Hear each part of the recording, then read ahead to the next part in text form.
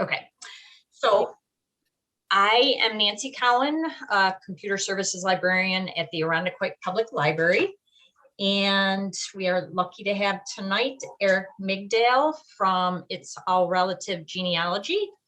And he's talked a little bit to the people that were waiting, but he's going to go over what he's going to talk about this evening as well, and about handouts. So I'm going to let you take it away, Eric. Okay, no problem. Like I was saying, I know a few more people came in.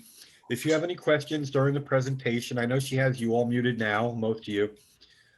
You can put questions in the chat box, which is the very center bottom box at the bottom there.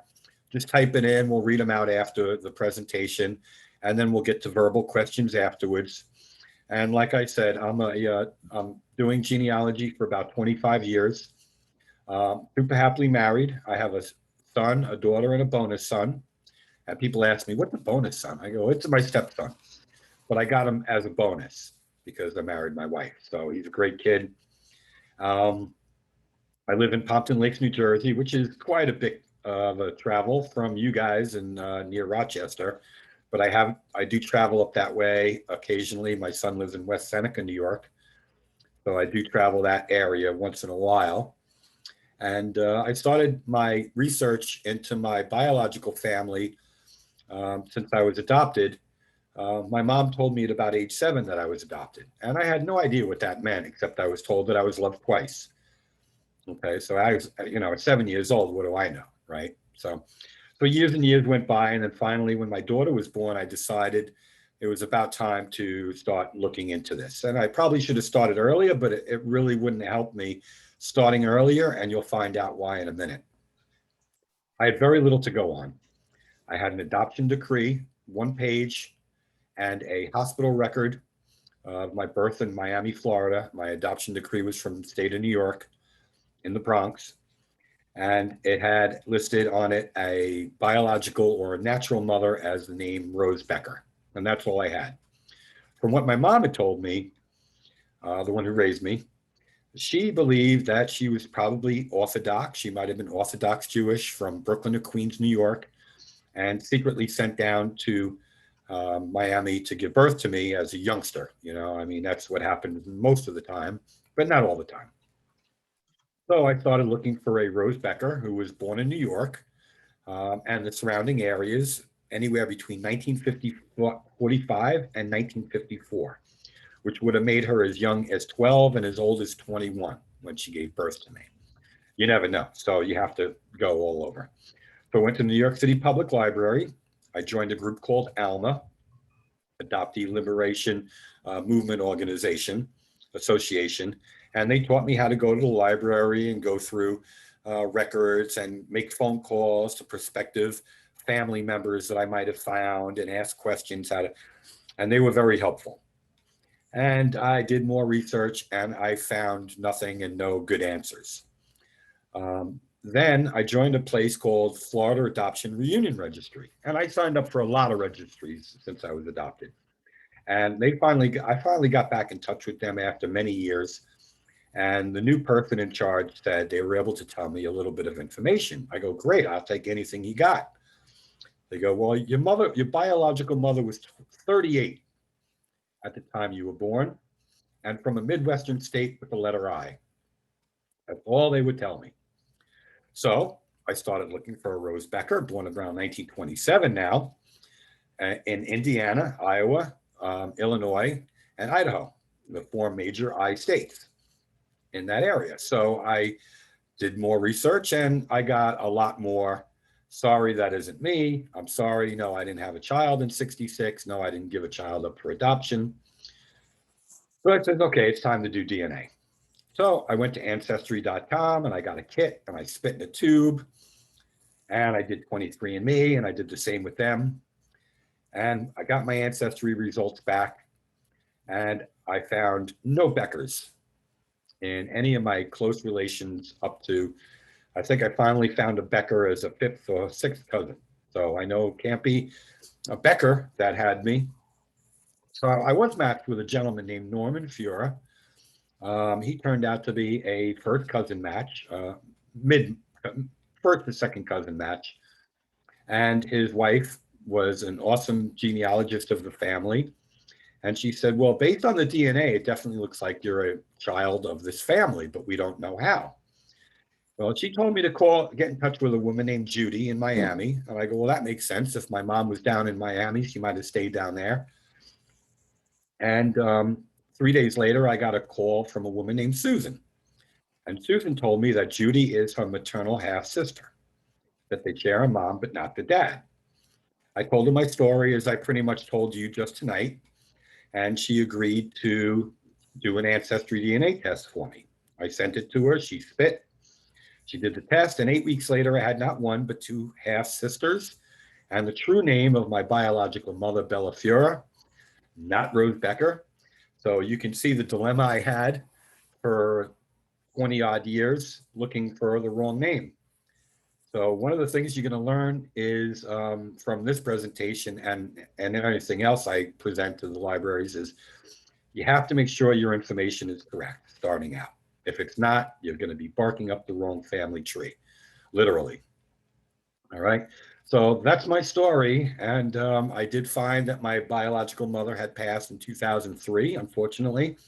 But like I said, even if I started earlier, I most likely wouldn't have found her until after I did a DNA test anyway. Adoptions and adoptee biological searches are like that. We need the DNA.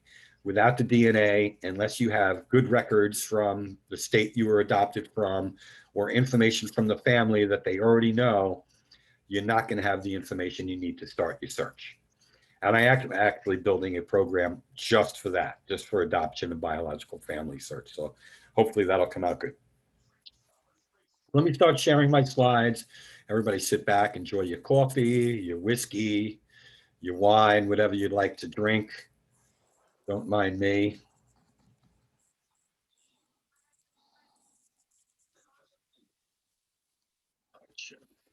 Let me get rid of the video panel I don't need. Let me get rid of this meeting panel. All right, someone just shout out and let me know you can see that and you can hear me. I know you can all hear me. One person just tell me you can see my screen. Yes, we're good. Awesome. Perfect. Good. Okay, so and it's understanding family tree building. It does encompass a little bit about research, and it does encompass a little bit about DNA and how it works with building family trees and research, but it's mostly on the family trees. All right, so how do you start a family tree? Best thing to do is to gather your family documents that show the who, when, and where things occurred: birth, death, marriages, immigration, anything that you have. These documents will verify what you may already know.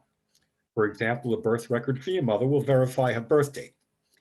Getting information that you can verify is accurate is the best practice in starting your tree correctly. Write everything down, stories you may have heard, birth records, birth dates, death dates, anything that you can gather. Fill out a family group sheet and a pedigree sheet to keep your information together. A family group sheet. Family group sheet helps you place information onto paper so that you can refer back to it as you build your tree. This sheet helps you keep track of one family at a time, a husband, wife, and their children. It keeps your data in a simple format. My example on the next slide is readily available online, and it is a PDF file that you can fill in with your computer and your keyboard. They do have a free trial, but ultimately want you to pay for the products they offer. But you can always sign up, grab these documents, and leave it at that. Free printable copies that you fill in by hand are available, and I'm willing to share with everyone tonight if you want one. Just let me know in the chat box, give me your email, and I'll send it to you. They're very easy to find though. One thing I tell everyone at all my presentations, genealogy has a lot of subscriptions involved in it. Ancestry and MyHeritage and lots of different ones. And I'll go over a few of them anyway tonight. But if you're not using the subscription to the fullest of its need or not using it all, always cancel your subscription and reactivate your subscription when you're more ready to use it to its fullest. or to use it at all. But don't waste your money by keeping a subscription for a year that you only use for a month. Okay. So this is called a family group sheet. And this, like I said in the last slide, will keep track of the information about one family at a time. Now, if you have a very big family, you might have a lot of these. You might have your brother, an aunt, an uncle, a cousin, whoever you want to put on as a family group. Usually is going to be a husband and a wife and their children. And with this form, you could fill it in with your keyboard on your computer, just in this format, filling in the little boxes that you can see that show you the information that you're trying to save. But this is a great way of starting your tree, because then you have all the information down, and then you can double check and make sure it's correct before you start your tree. And a pedigree sheet. A pedigree sheet is used for your direct line only. You, your parents, your grandparents, and so on. It does not show uncles, aunts, cousins, or siblings. This is how most people start a family tree, but then they move on to a full tree, or called an extended family tree. The further back you go, the more direct ancestors you will need to add to this tree. So this is a 6th generation pedigree chart, and they do come as large, I think, as 12 generations.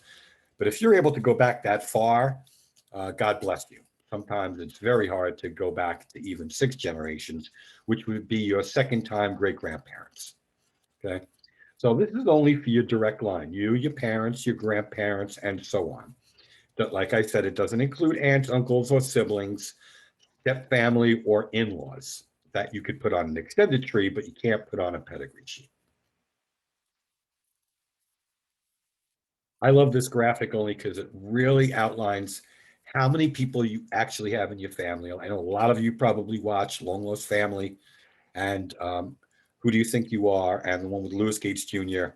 And the whole thing with it is they do like they find one interesting line of the person's family, and they dedicate their research on that one interesting line. But you have over 1,000, you have 1,024 8-time great grandparents. So that's only 10 generations. All right. But after 20 generations, you have over a million grandparents. And these are grandparent sets. These are grandparents, husband and wife, over a million. So you can see how big a family tree can get if you can go back that far. But this is a great graphic. A little terminology. Okay, let's get into the family trees, a little terminology. You should find out and learn what a GEDCOM file is. A GEDCOM is an acronym standing for Genealogical Data Communications. It's like a .org, a .com, PDF, a doc file. It is a file specification for exchanging genealogical data between different genealogy software that was developed by the Church of Jesus Christ of Latter-day Saints, the LDS Church, as an aid to genealogical research. They are the world's biggest genealogists. A GEDCOM file contains information on events such as births, deaths, census records, ship records, and marriages. A rule of thumb is that an event is something that took place at a specific time at a specific place, even if the time and place are not known. Companies and products of family tree building. So if you want to start a family tree, there are plenty of places for you to build one. Ancestry.com is a DNA testing company that allows you to build a family tree, save it online, and the ability to download the data so you can use it in other places. You're able to make the tree private or public for other people to see. If you keep it private, people will have to ask you to unlock your tree for them to see it. Ancestry is a for-profit company, and no, I don't work for them. For full access to their tools, it is best to buy a subscription. But if you don't use it, don't keep it. They do offer a limited use free account, $24.99 a month for the United States edition and $37.99 for the World edition. That's per month. You can upload a family tree GEDCOM file to Ancestry. So if you have a family tree already as a GEDCOM file, you can upload it to Ancestry. If you do buy a yearly subscription, it is a bit cheaper than the $24.99 a month. I think it comes out to about $19 a month for the US edition if you buy a yearly subscription, but only if you're going to use it. 23andMe is a DNA testing company that allows you to build a tree, but they assist you in building the tree for you from your DNA test. You need to test your DNA with this company to use their tools and their tree building. The testing is generally about $99. They do have sales, and so does Ancestry, so keep a lookout for them. If anybody wants to join my Facebook group, I'll give you the group name, and I usually post when they're going to be having a sale because I look it up ahead of time. Family Tree DNA is a family tree and DNA testing company where you can sign up for a free account. Limited family tree building is available. You can upload a family tree file of a GEDCOM to this site for free as well. MyHeritage is a DNA testing company that allows you to build a limited family tree for free. Subscription is required for larger tree builds. I have about 325 in MyHeritage tree. I did it just to learn how their tree works.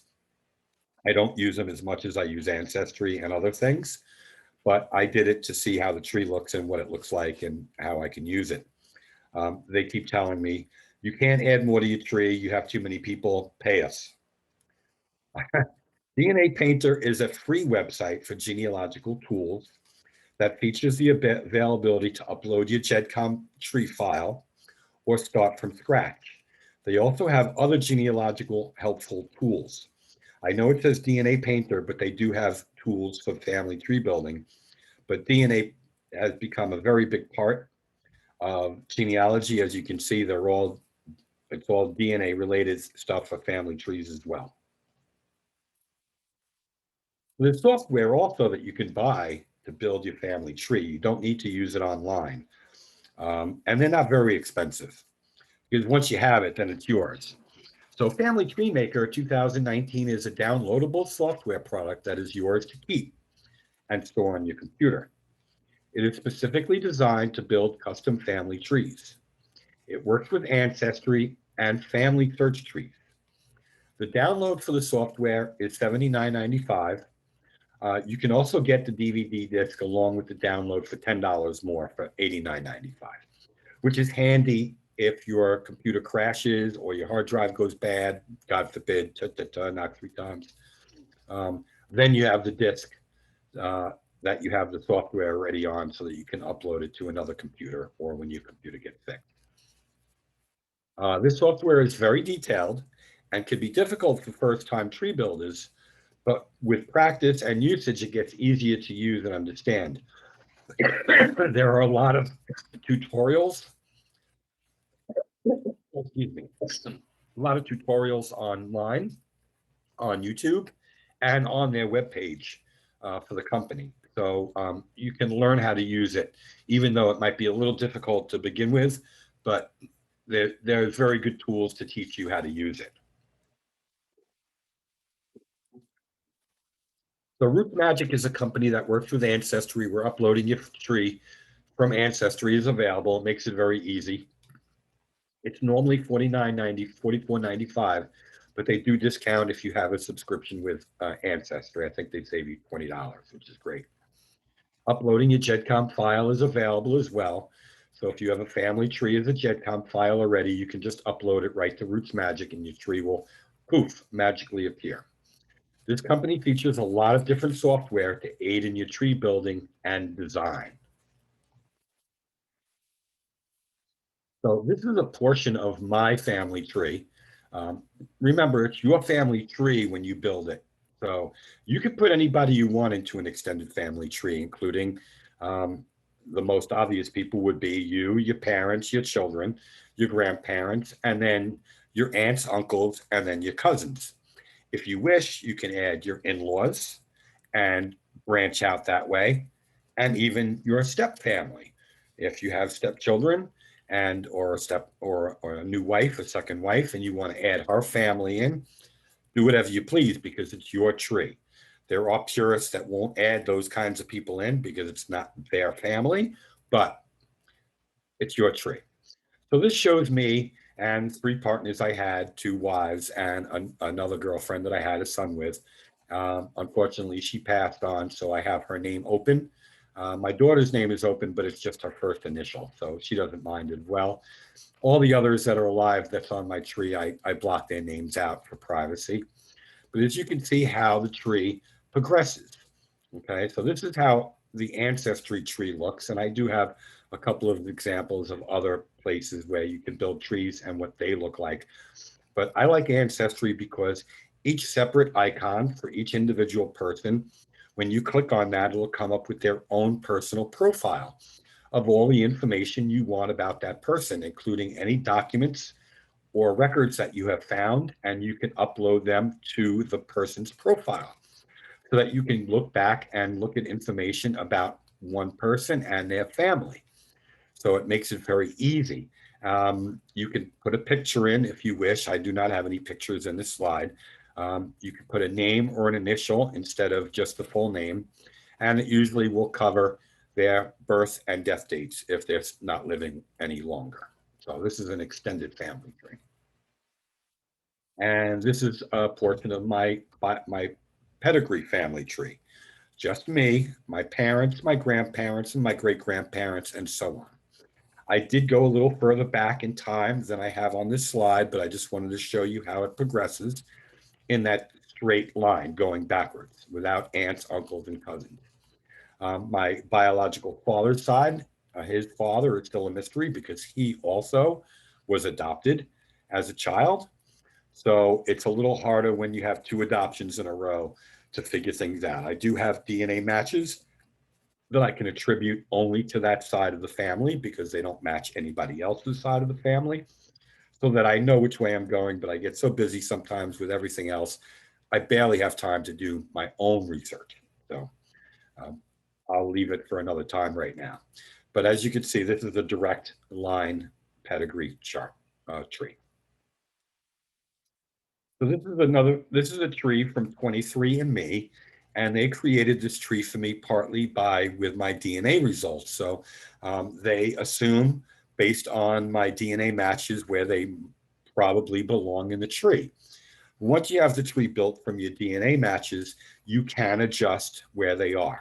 It's not as easy as ancestry on moving things around, but I just wanted to show you what this tree looks like. It's a little more colorful. You also can put pictures in and information in, but it doesn't really give you a true story or breakdown if you go into each person's thing. It doesn't have a lot of spots to add documents and things like that you can do on Ancestry. So everybody's different, so everybody has to try out their own thing. So I don't say one is better than the other. Ancestry is better for me, but it might not be for somebody else. So I just wanted to show you what it would look like. And I uploaded my GEDCOM file to MyHeritage. It was a free upload to their site. So I was able to look and see what the tree would look like on MyHeritage. And this is how it comes up. Obviously, you could put a picture in. You can add information about each person, when they were born, when they died, when they married, when they had children, that sort of thing into this tree.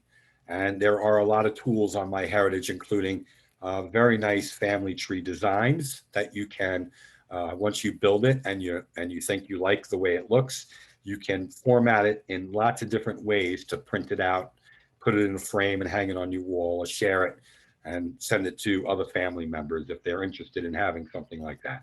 So MyHeritage is very good for doing that. They have a lot of great tools for adjusting pictures and editing them and fixing them as well. So MyHeritage has a lot of good tools for family trees and family tree building. But this is how it looks. So like I said, a lot of people want to share their family tree too. I mean, yeah, it's great to build one, but if it's just for you, that's up to you. But there are several ways to share your family tree with other family members and your DNA matches if you did a DNA test. Ancestry has a tool that allows you to share your tree within the Ancestry site by inviting someone to view, edit, or collaborate on your tree. Obviously, viewing will just allow them to see it. Editing will allow them to move things around, and collaborate gives them the most availability on doing things on the tree. You would need to have their username on Ancestry or their email address. You can also save your tree as a GEDCOM file, which allows you to move your tree to other software, such as Family Tree Maker and Roots Magic. You can also move your tree onto sites such as DNA Painter, so you can analyze the information. Documenting your family tree. Like I said, if you don't have true information in your tree, then you're going to be barking up the wrong tree. It's important to document the true information about your family. Using information from other person's family trees is a great way to help you build your tree, but be careful about them having wrong information. Always do your own research. You can add them to the tree, do the research, and if you find that it's not the right person, get rid of it. But information you might want to look for to help you document things in your tree would be birth certificates and baptism records, marriage licenses, death records, census records, military records, immigration records, and city directories long ago known as the white pages.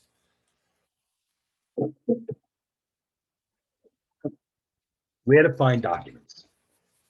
Ancestry, again, has over 20 million records, including all of the United States records, census records, birth, death indexes, marriage, immigration records, and a free account is available. Basic US subscription is $24.99 a month, and a free account is available with limited usage. They don't allow you to do a lot with the free account.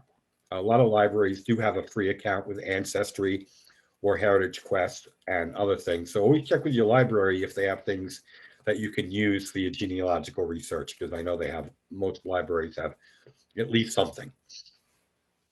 Family Search is a nonprofit organization and website offering genealogical records, education, and software.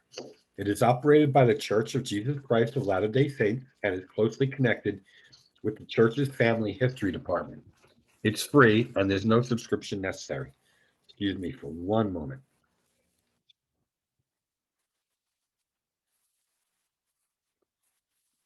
All right. Fold 3 features premier collections of original military records. These records include the stories, photos, and personal documents of the men and women who served in the military. Many of the records come from the United States National Archives, the National Archives of the United Kingdom, and other international records. Premium membership is about $80 per year. Newspapers.com is the largest online newspaper archive consisting of over 617 million pages of historical newspapers from over 19,600 newspapers from around the world, from around the United States and beyond. Newspapers provide a unique view of the past and can help us understand and connect with the people, events, attitudes of an earlier time. They charge about $20 a month. One of the biggest things I use at newspapers.com is to look for obituaries. Obituaries I'll get into. So census information. Census is one of the biggest places to get information about your family to add to your tree. It'll give you the names of the persons in the family. Starting after 1870, they list everybody in the household. Before that, they didn't always list everybody by name in the household. They listed the main person, the head of household, and then how many children and and the ages in brackets of years. They didn't even actually give you exact years of age of the people in the household. They gave you just the main household name.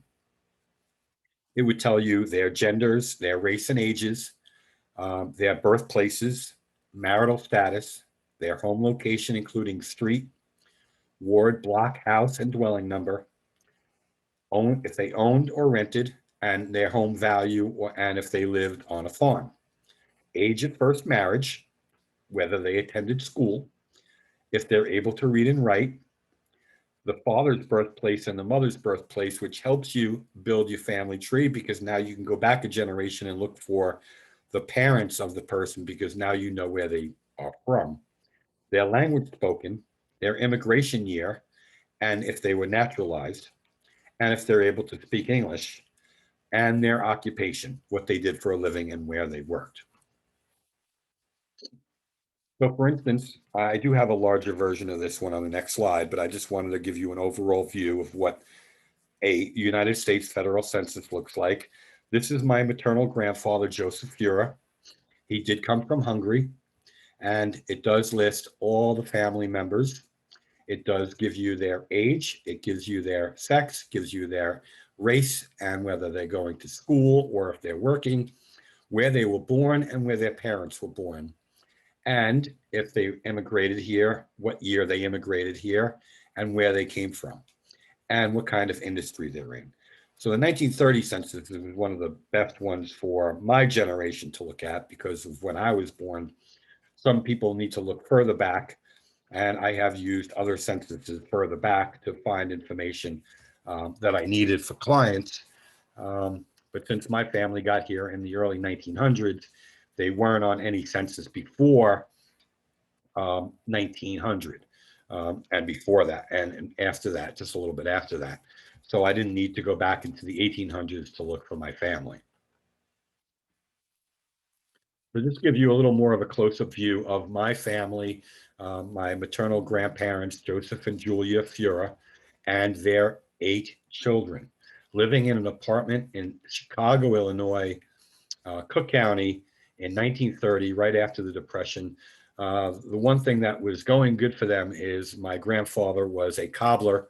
He repaired shoes. In 1930, people couldn't go buy new shoes. They didn't have the money, so they had to get them repaired. So very good industry to be in, fixing shoes, right? And my mom is at the bottom, Bella, age 2 years, 9 months when the census was taken in 1930. So you can pretty much figure out when she was born. That's the good thing about the census, is it doesn't tell you what year and the month they were born, but you can figure out approximately when the people were born based on their age in the census by the year of the census. So this is great information to put on your family tree because it helps you build the family tree backwards and forwards. Obituaries can show you a lot of information about your family.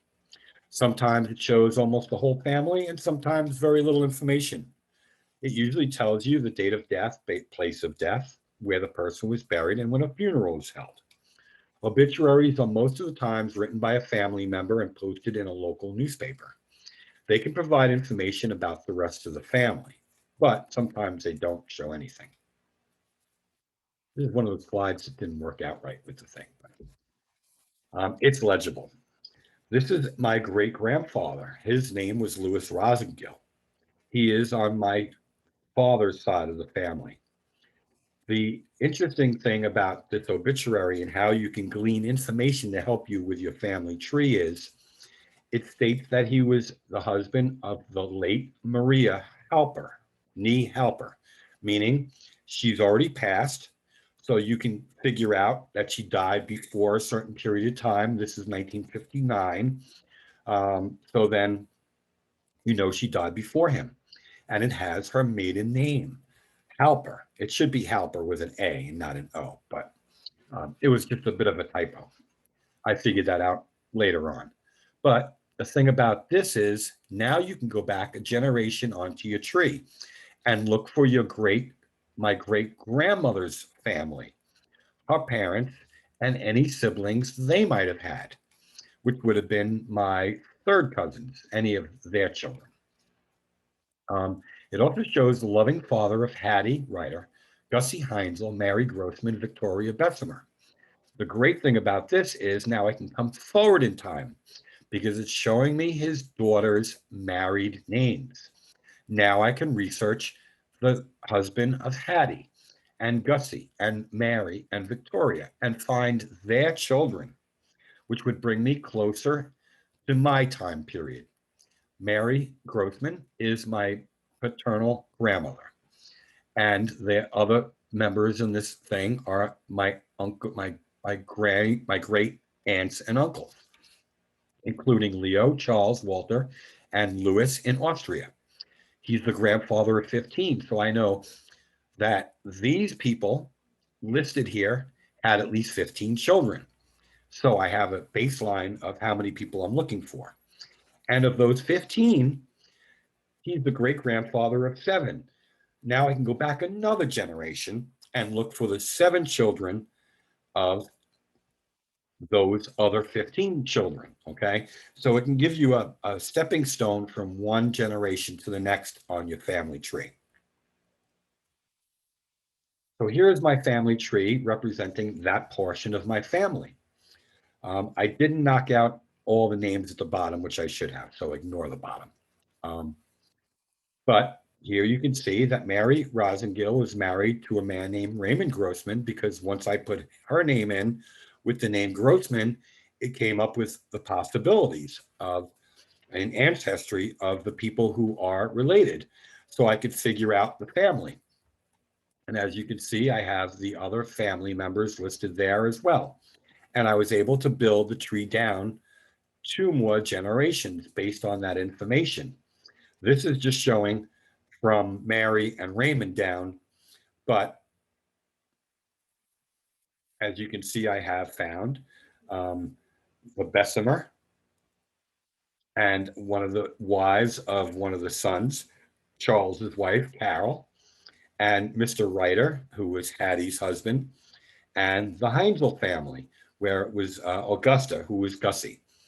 And then I did block out their children. I don't know if all of them are alive, but I just wanted to make sure for privacy. But as you can see, I was able to find how many? I found 1, 2, 3, 4, 5, 6, 7, 8. So apparently, after the fact, there were more children involved out of the family. So they weren't all listed. Oh, this one is from Raymond. So then, as you can see, I'm able to bring it down and get closer. Do I have that slide twice? Let's go on. It's not always, that's why I don't give out the handouts ahead of time sometimes. So this is a DNA match list of a couple of my DNA matches. And a lot of people ask me to put this in most of my programs, because if you're building a family tree, you might not understand how cousins work. So the easiest way to understand it, as I see, and I'm sure I get questions about it all the time, but a child of your first cousin is your first cousin once removed. The parents of your first cousins are obviously your aunts and uncles. The most common recent ancestor, abbreviated MCRA, most common recent ancestor is your shared grandparents. There's 1 G in grandparents, your first cousin. For every G in grandparents, it's 1 cousin. If the most common recent ancestor are your great grandparents, then those people would be your second cousins, and so on. Great great grandparents would be your third cousins. So the first person on Ancestry shows as a second cousin in that grouping, with the possible range of first to second cousins. But she is a first cousin once removed. The best way to understand is who the most common recent ancestor is.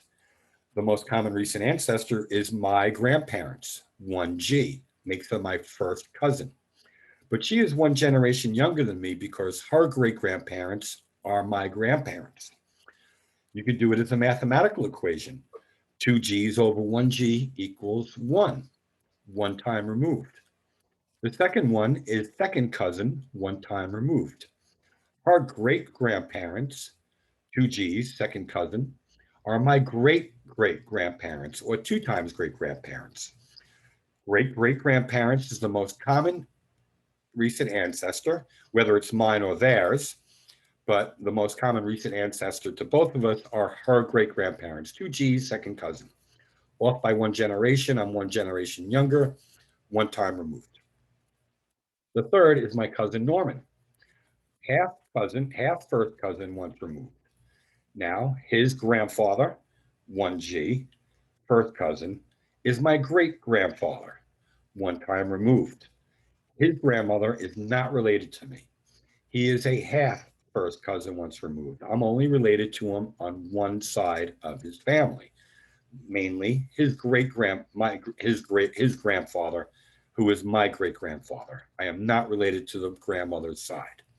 That makes him a half first cousin once removed. If I get questions about it, I'm sure I will. It's confusing to a lot of people. So if you have questions, ask me. I'll try to explain it as best I can again. This is a great chart that you can find online. It does relate to DNA, but it also does show you how people are related to you using this chart. This is called I should have put it on here, the shared centimorgan project, the shared DNA project. You can look that up. I'll put it in the chat link. I'll put a link to a site where you can get this chart so that you guys can get it. It does show you how your family is related to you. If you did do DNA, it does show you the high, the low, and the average number of centimorgans is how you decide how the person is related to you. It's a unit of measure, centimorgans. As you learn more about DNA, I'll get more into it. I do have programs just on the DNA side of it. That does include family trees and research because they're all related. But this chart gives you a good idea of how people are related to you. Publishing or displaying your family trees. Now, once you have your family tree built and you feel it's good enough and it's correct, there are a variety of software that will enable you to print and publish a family tree to hang on a wall or to share copies with other family members. Family Tree Maker, which I mentioned earlier, makes it very easy to import your family tree and to work on it as you go along. You can adjust the tree to your liking and choose a format of the tree you wish to print out. You can then frame the tree for display, or you can share the tree with others in your family. You can even send it to as a GEDCOM file, where they would have to have software to open up the GEDCOM file, Ancestry or MyHeritage or Family Tree Builder, Family Tree Maker. Family Tree Maker has options on size, shape, and design. MyHeritage also allows you to download family tree charts for your wall. Some of them are very detailed and very pretty, actually, and I really want to get into that with my tree so that I can learn how to do more about it so that I can help other clients if they choose to do one. But if a client asks me to publish them and print out and frame a family tree, I will find how to do it.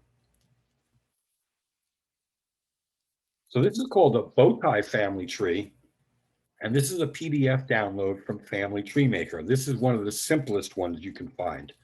This has my mother, Bella, in the middle, and it splits off on either side of her father's side on the left as you're looking to it, and the right on her mother's side.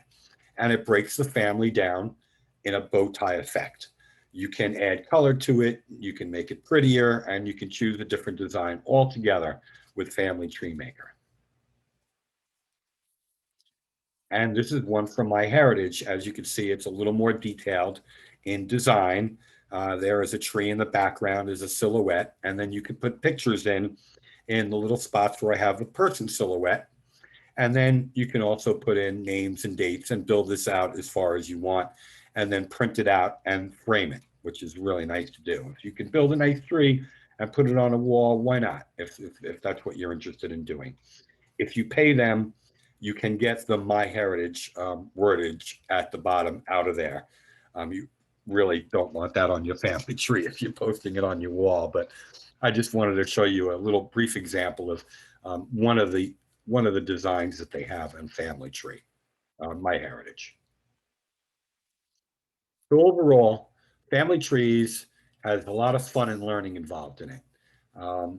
It does take time to start the tree, and as you build, it sometimes can be a little overwhelming. But most people start family trees to learn more about your family history and to see how people are related to each other.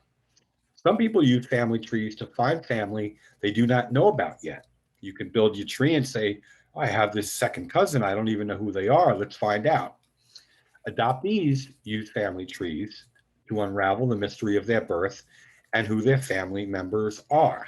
I had to build a family tree from nothing because I didn't have any information until I did my DNA. Family trees can help you build a larger family by connecting family that has been long since separated by time and distance. We all get busy. We all lose track of family. But family is very important, to me especially. Family trees are a fun and exciting hobby for anyone in the family. Young children can learn how to do this. I'd say as early as 6 or 7 years old, they can start learning how to do family trees. And some schools actually do a little bit of a family tree lesson with some of the students. I did hear some people doing family tree information for young children, which is really cool. Okay, we did that one already. So this is my biological mother, Bella Fure, I mentioned earlier. I did lose her before I got to meet her. I don't have a lot of pictures of her, but this seems to be about 1952. If you do find pictures in your research and they don't have a name, or you have a picture and you don't have a name and a date, if you can find a name and a date, put it on a little sticky tape, a little post-it note on the back. It's the safest way. That way you don't damage the picture by writing on it, or ink bleeding through the picture if it's an older picture. Use a post-it note and just stick it there and it'll work. Seems to be about 1950 or so based on her hairstyle and the age she looked. And one of the most important things to me is it's great to learn about the family, but meeting them is even better. On one side is my half first cousin, once removed, Norman Fure. I got to meet in Titusville, Florida, when my wife and stepson took a trip to Orlando to visit Disney World. He wasn't living that far away. I made arrangements to meet with him and his wife, who was a big genealogist. Oh my God, did she have paperwork? I couldn't go through it all, obviously, and we only spent about 4 hours with them, but it was nice to meet them. On the other side was the very first time I got to meet my half sister, Linda. She's a very sweet lady. We started a very great relationship. We talk all the time. I got to meet her in Alexandria, Virginia, where we stayed in a hotel. She flew in from Tennessee, and I drove up down from New Jersey to be in DC. And we spent 4 days enjoying the museums, monuments, and memorials of our nation's capital, the pool at the hotel, and a lot of good restaurants. So we had a really good time.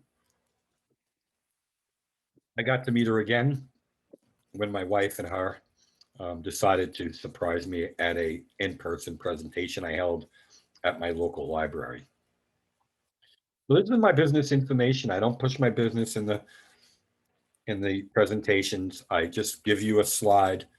I give you my information.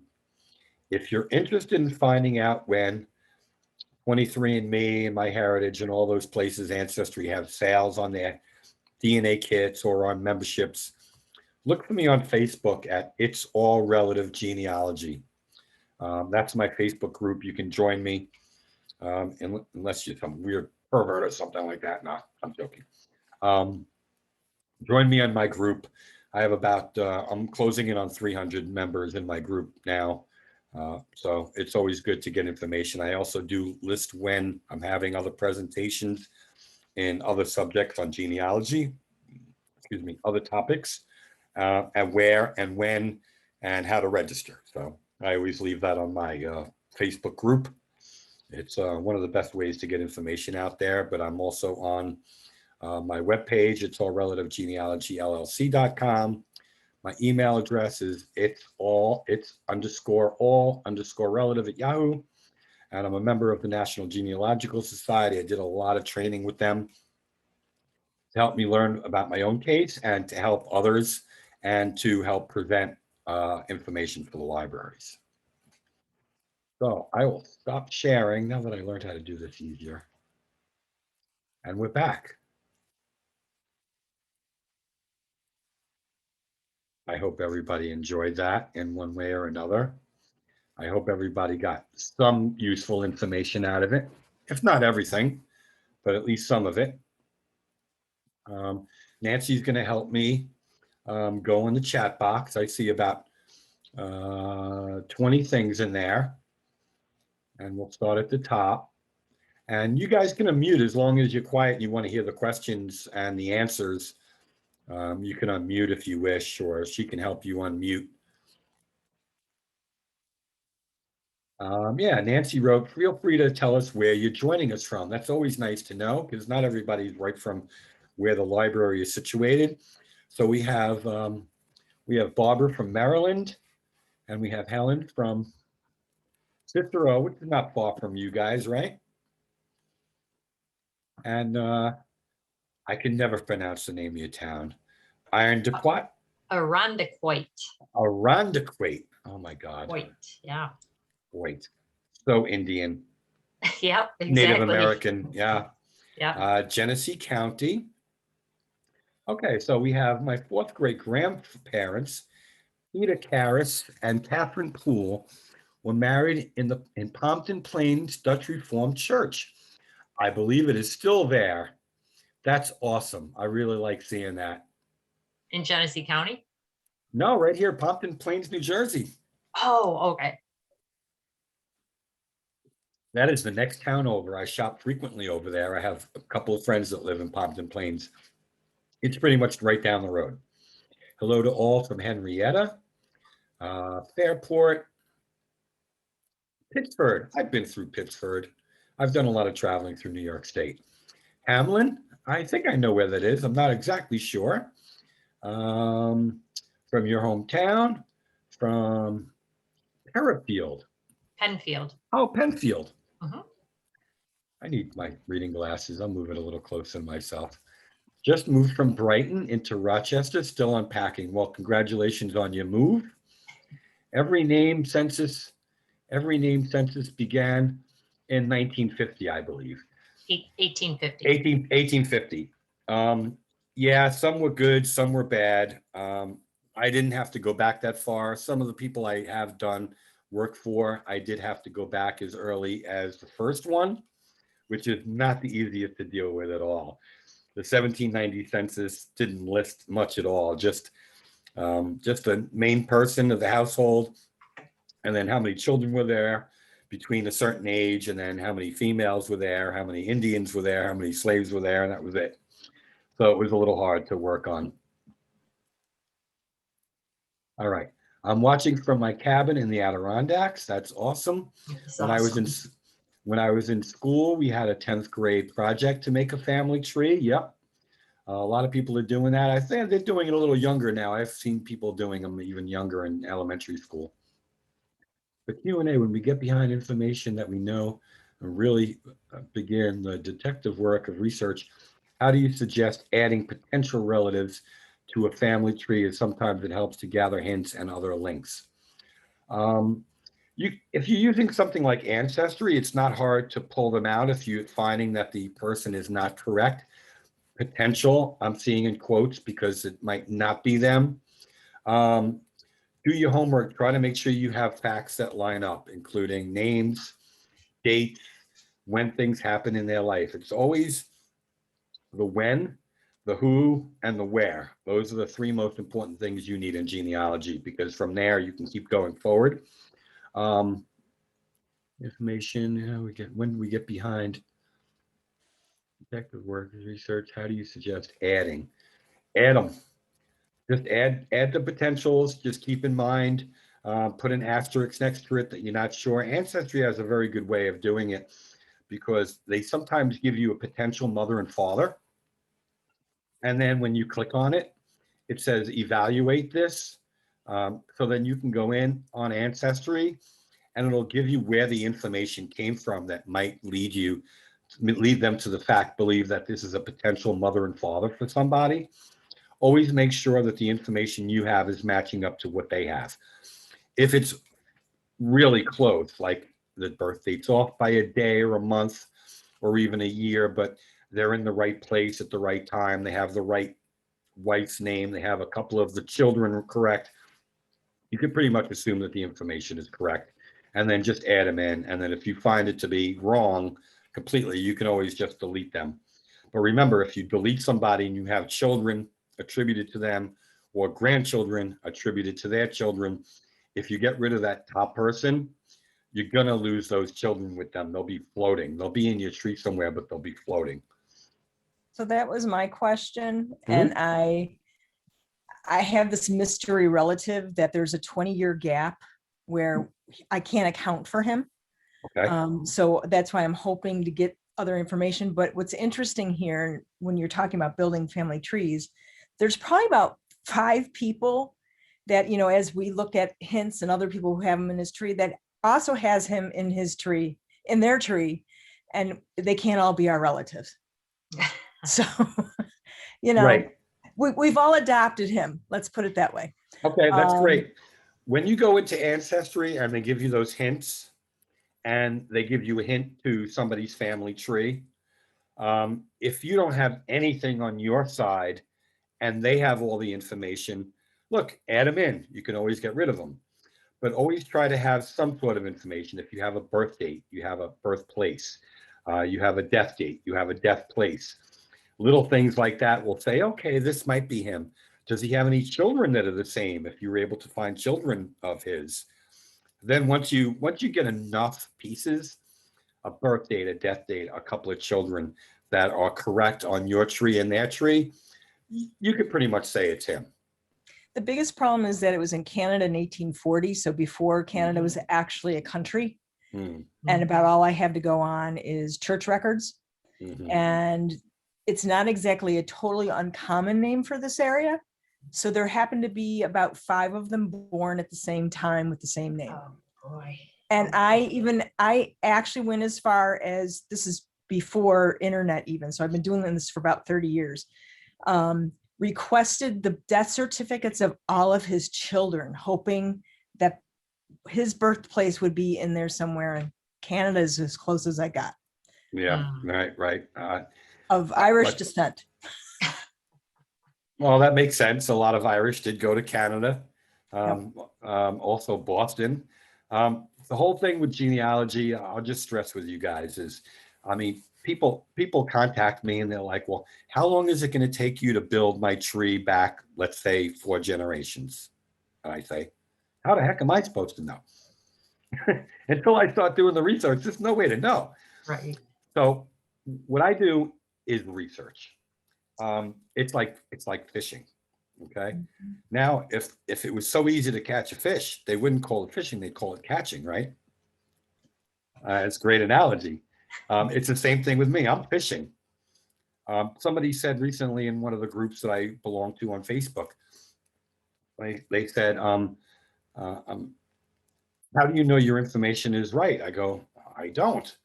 I have to figure that out on my own. It's all about the research. It's not about the find. It's not about the knowing. It's about the finding.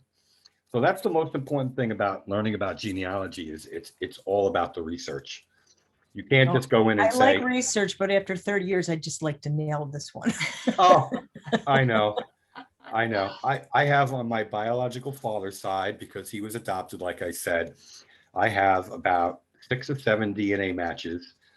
And the closest one, it seems to be like a second cousin, which means we would share great grandparents, but I can't find certain connections. When I have time to look at it more, I'm sure I'm going to figure it out. But you know, it's still all research. There's nothing fancy about it. There's nothing magical about it. It's just a matter of going online, going to the library, contacting historical societies. Maybe you might want to look also at that. Look online on Facebook and Google.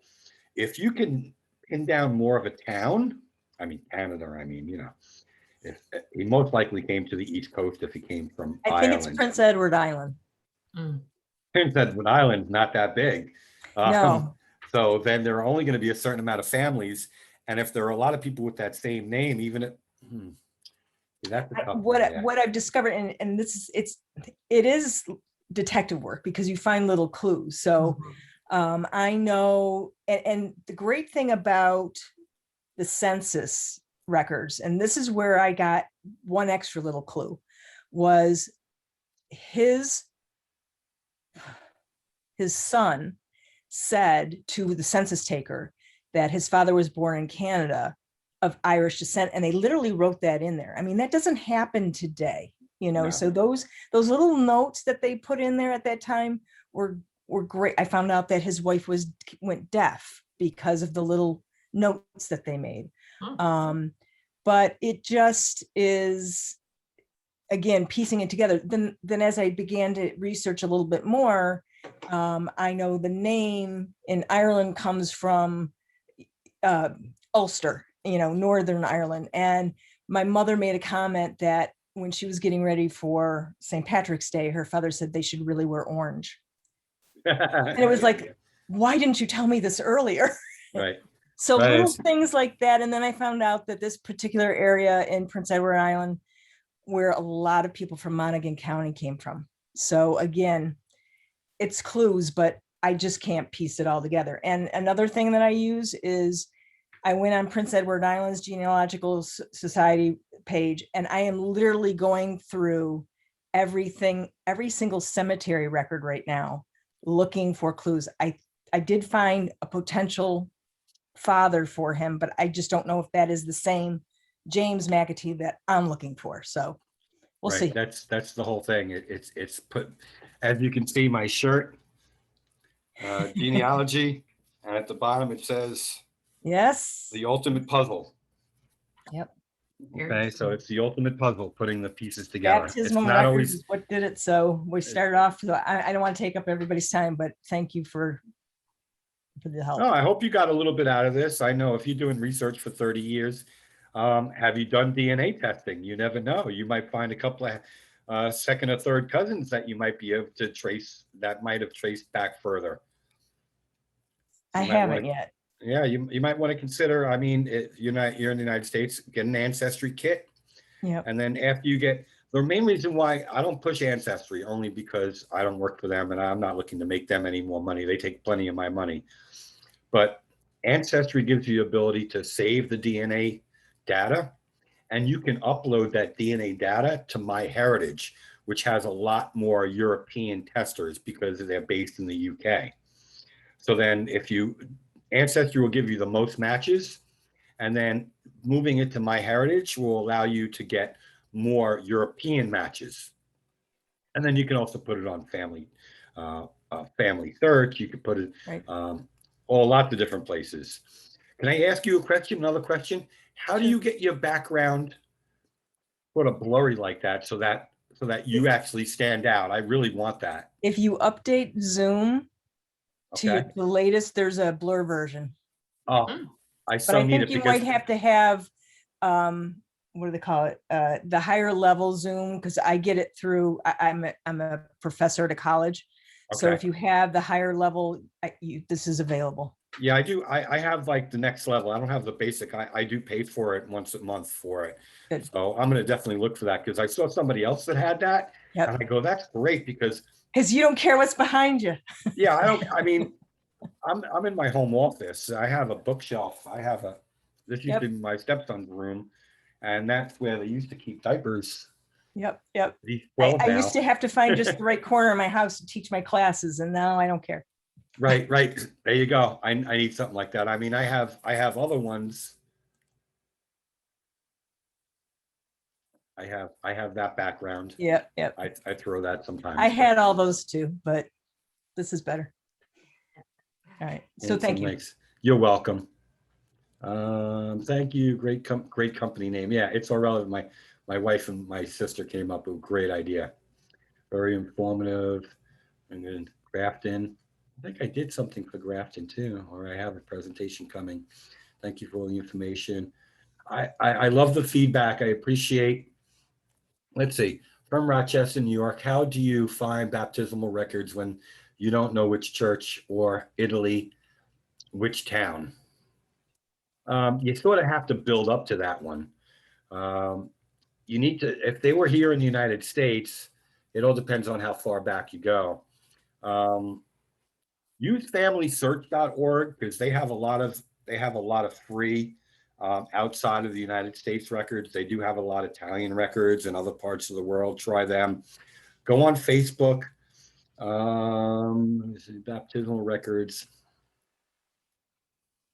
That's tough if you don't know the town. because Italy is just filled with churches. They're very Roman Catholic. So there are going to be thousands and thousands of churches throughout. You have to try to pin down a town. Once you pin down a town, there's probably maybe 2 or 3 churches in smaller towns and 5 or 6 in large towns. And then pretty much if the church is around for a long time, and you're looking for older records, call them, write them a letter, see if they have a web page, go on Google, but you have to sort of nail down the town a little closer. That's the hardest part about it. That's the research in it. Check out the churches index from online. I found records and info. See, I learned stuff from you guys too. You know what I mean? I don't know everything, and I would never sit around and say I'm like the world. I am not CC Moore. If anybody knows who she is, she's one of the best genealogic. Detective. Yeah, she's the DNA detective. She is amazing, but she also has a lot of resources, and she has a lot of help. I mean, I'm a sole practitioner here. I go on my own, so I don't get any help. I mean, I'll ask my sister to look at stuff for me once in a while, and I'd really love to hire her and pay her, but I don't have the time and effort right now. But check out the Rochester Churches Index Project online. See, there's another great spot. I got to save this chat. Also check the Church Records Preservation Committee tree, free or digitalized. Rochester's churches, thank you for great information. Thank you. New York is lucky to have mandated town historians.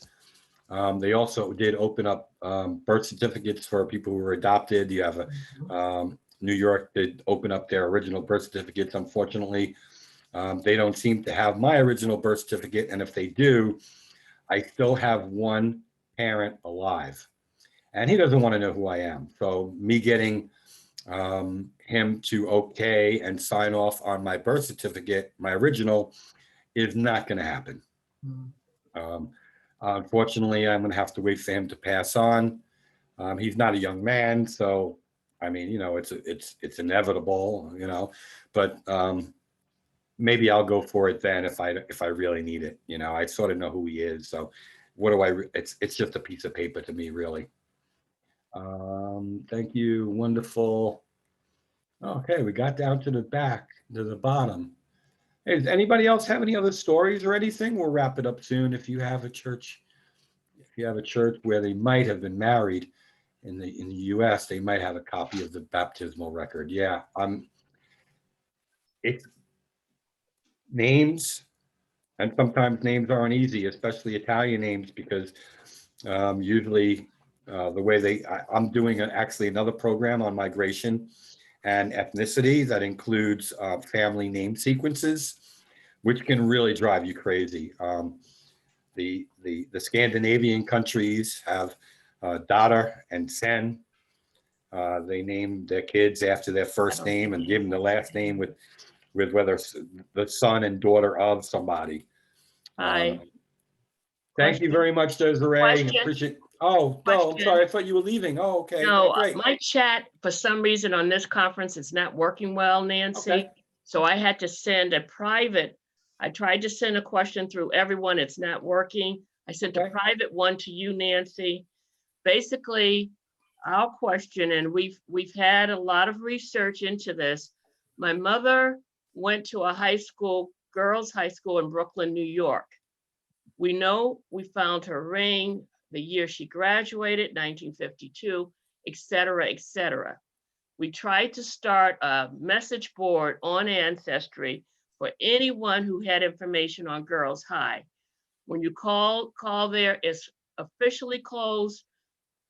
No one seems to be real helpful. Maybe the Brooklyn Library, especially if you live in that area, to research or get pictures of where and what classes, memberships, yearbooks, nothing's accessible right now.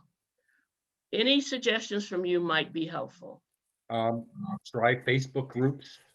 Yeah. Go to the search bar in Facebook on your main Facebook page and just type the school name in, and then see if there are any groups out there or people who have web pages on Facebook, and Google it as well. See if there are any groups. Yeah. Just put groups in the title. Again, the Brooklyn Library might have some yearbooks. If they don't have yearbooks, look on Ancestry as well. They sometimes have yearbooks as well. They didn't. No, They didn't have that one. yeah.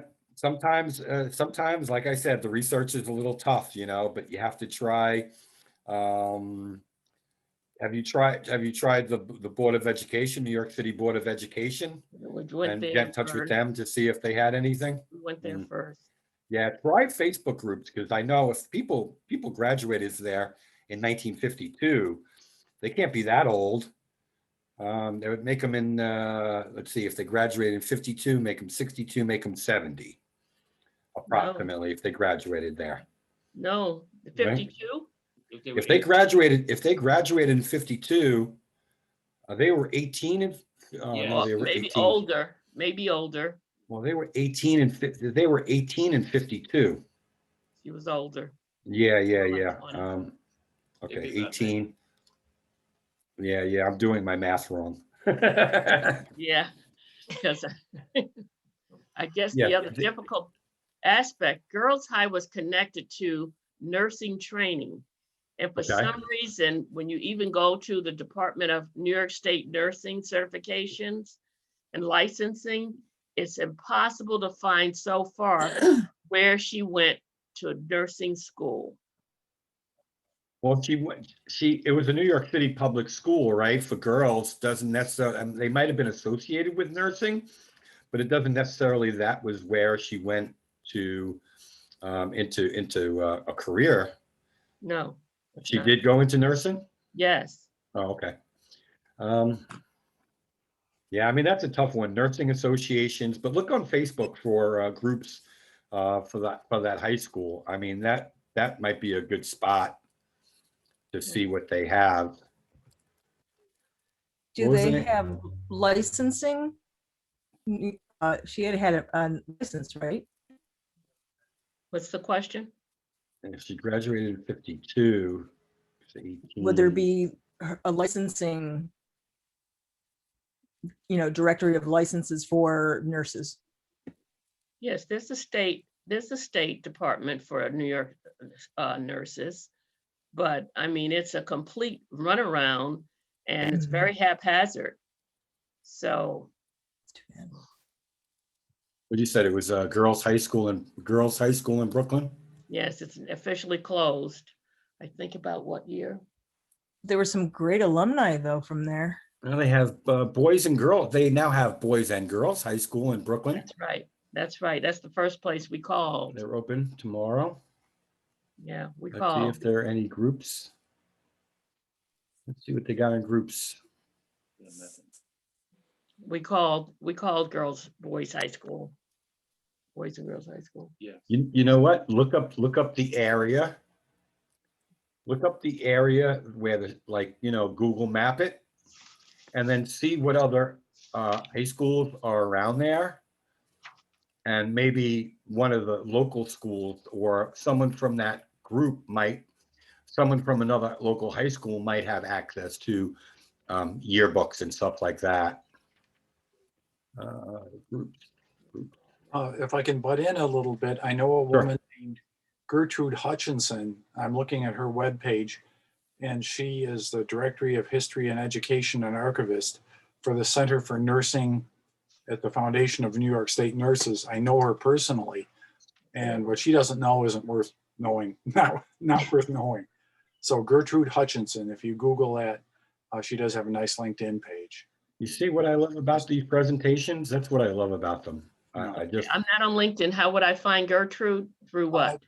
Okay, just Google Gertrude Hutchinson, and let's see. I can send.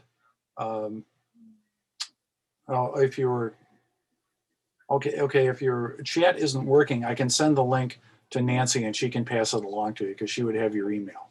Yes, That'd be great. thank you. Okay.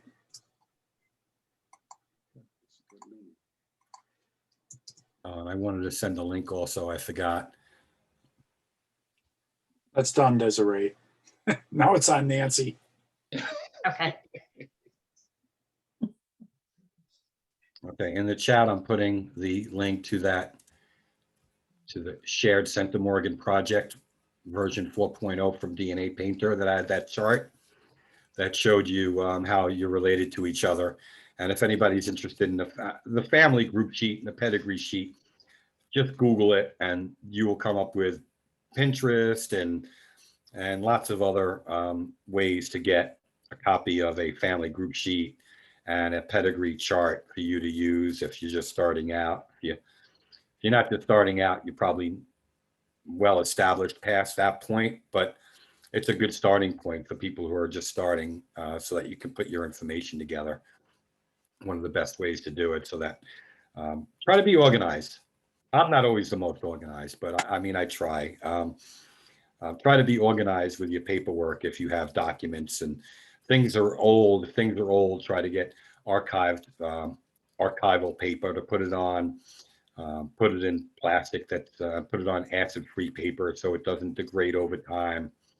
I'm just hoping the next few generations actually care about all this. That's the thing I worry about, is that kids are so wrapped up in their phones and their computers and everything else. They don't care who their great grandparent was or their great great grandparent was, or that they came from Ireland in 1860 or something like that. And they're like, what's the Great Potato Famine? Which wasn't total reason for the Irish to come here, by the way. The main reason was that the English screwed them over and took the best food. And they weren't only eating potatoes, okay? Everybody hears, oh, the Great Potato Famine, they were only eating potatoes. The potatoes died, they had nothing to eat. That's not, come on. They had other things to eat besides just potatoes. But the English came in and said, oh, no. There's a famine everywhere. We want the best stuff, and left them with the garbage. And that was one of the main reasons. And then a lot of people tell me, oh, all the Jews came here during World War II because of the Nazis. I go, nonsense. In 1924, the United States put a moratorium on the amount of immigration they were allowing. By 1944 and 1945, when the Russians and the Americans and the British liberated all the concentration camps and all the Holocaust survivors and all the other Jews that were left despondent and had no place to live, they tried to come here. They went to Israel. I mean, before it was even Israel, they went to Israel. But you know where a lot of them went? Venezuela. Because they allowed people in. A lot of European countries, I mean, they were devastated from the war. France, Britain weren't taking anybody in. They didn't even have money for themselves. But a lot of countries didn't want the Jews to come in. And they were fighting in the United States to let more of them in.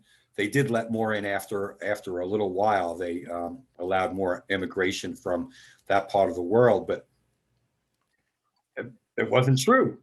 And a lot of people say, oh, my family's name was changed in Ellis Island. Again, not true. When people came over from other countries to the United States on a boat, their name was already written on a document when they got on the boat. And usually it was from the country where they originated from. Or if they wrote their name down, they let them know who they were. So when they got on the boat, that piece of paper came with them across the Atlantic. When they got to the United States, we already had their name, so their name wasn't changed by immigration officials. So I like pointing that out. And also remember, I'm going to wrap it up. It's getting a little late. I don't want people yelling at me that we went too long, like the library. I had librarians say, you got to wrap it up. They're going to lock me in the library if we don't close it up now. So again, the subscriptions. There are a lot of subscriptions associated with genealogy. Lots of different things from Ancestry and MyHeritage and all these others.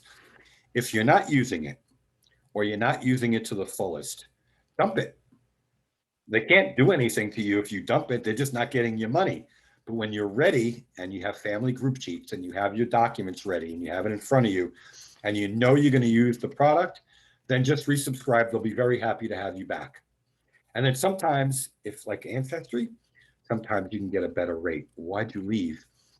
I thought you were just charging a lot of money. I really couldn't afford it. Can you give me a break? It's like the cable company. Like we changed the cable company into my name from my wife's name after a while, because you know why? I'm a new customer. They're going to charge me less. Wow. Lots of different tricks out there. Look for them. Use Facebook. A lot of people don't use Facebook enough. I know sometimes people don't like Facebook, whatever, but there are a lot, I mean, a lot of groups related to genealogy, related to history, related to towns and cities where your ancestors might have come from. People make family group pages. They make pages for their family to share information on Facebook and Google. Google family people web pages. I belong to one called the Bergenland Bunch, and it's a bunch of people that put together a newsletter every month from people that came from Bergenland in the Austro-Hungarian area, where some of my family came from. So every month I get an email that says, hey, by the way, the new Bergenland Bunch newsletter is out, and I'll go through it and see if anybody that's related to me was born, married, died, goes to my tree. Onto my tree, then I have documentation. And I have it from someone who's in the area or knows the family well enough that if I have a question, I can always go to. And remember, cite your sources. If you're doing publishing work or you're sharing it with other people, make sure you cite your sources.